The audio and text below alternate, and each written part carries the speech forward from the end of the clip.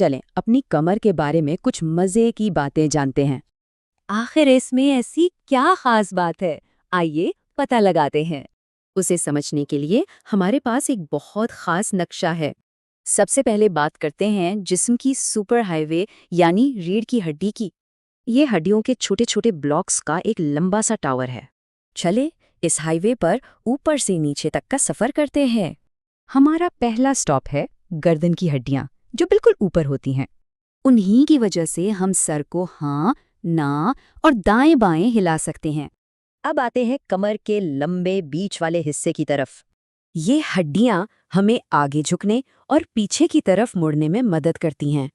और इस हाईवे के आखिर में आती है दुमछी की हड्डी। ये पूरी रीढ़ की हड्डी के लिए एक मजबूत और पक्की बुनियाद है। अच्छा, तो रीढ़ की हड्डी के आसपास क्या होता है? कमर के ऊपर दो बड़ी चपटी हड्डियां होती हैं जिन्हें शाने की हड्डी कहते हैं। इन्हें जिस्म के ठंडे हरकत करने वाले परों की तरह समझें। ये बाजुओं से जुड़ती हैं, जिससे बाजू हर तरफ घूमते हैं। अब जरा कमर के निचले हिस्सों की तरफ चलते हैं।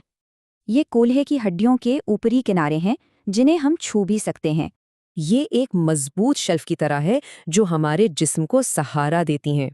तो हड्डियां तो कमर को शक्ल देती हैं, पर हरकत कैसे होती है? इसका जवाब है पट्ठे। यही वो इंजन है जो हर हरकत को ताकत देते हैं, जैसे आगे झुकना या फिर आसमान की तरफ खींचना। हमारी कमर की वजह से ही हम दौड़ते, कूदते और खेलते हैं। तो सोचें, हमारी मजबूत कमर हमें और क्या क्या करने में मदद दे सकती है।